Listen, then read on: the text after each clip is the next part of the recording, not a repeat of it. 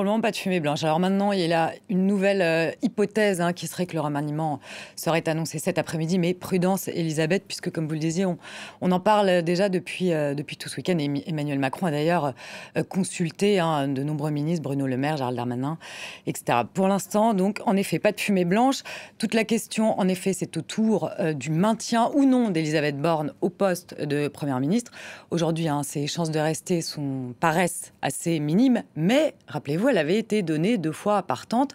La première lors des législatives de 2022 et puis la seconde un peu plus récemment en juillet lors du dernier remaniement après la réforme des retraites. Donnée partante, puis finalement non, elle est restée. Donc c'est aussi une hypothèse, celle qu'Elisabeth Borne reste à son poste. La différence aujourd'hui, c'est qu'en fait, il faut redonner un second souffle à la seconde partie du quinquennat d'Emmanuel Macron. C'est en tout cas ce que suggère le patron du MoDem qui fait partie de la majorité, François Bayrou. Alors pour lui, redonner un nouveau souffle, c'est évidemment changer de Premier ministre. Donc ça, lui, il suggère à Emmanuel Macron de changer de Premier ministre.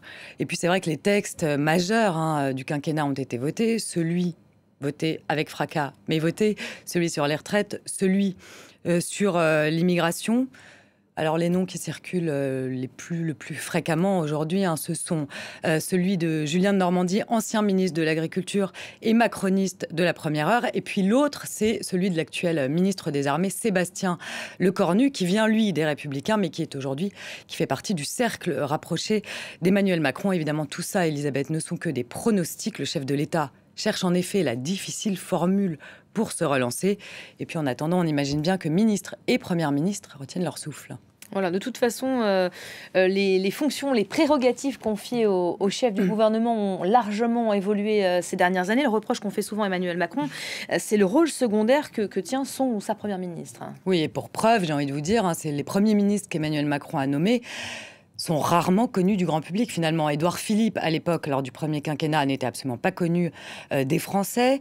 Jean Castex non plus. Elisabeth Borne non plus, évidemment, jusqu'à temps qu'il prenne le poste à Matignon. Et puis les potentiels que je viens de citer, Julien de Normandie ou encore Sébastien Lecornu, pas tellement non plus. Ce que veut le chef de l'État, finalement, pour son premier ministre, c'est quelqu'un de loyal et d'efficace, qui marche un peu dans ses pas. D'ailleurs, pour ça, Elisabeth Borne a fait le job. Elle a quand même fait voter une 60aine de textes avec une majorité relative à l'Assemblée nationale. Et puis 2 textes majeurs sont passés. Donc je vous le disais, l'immigration et les retraites.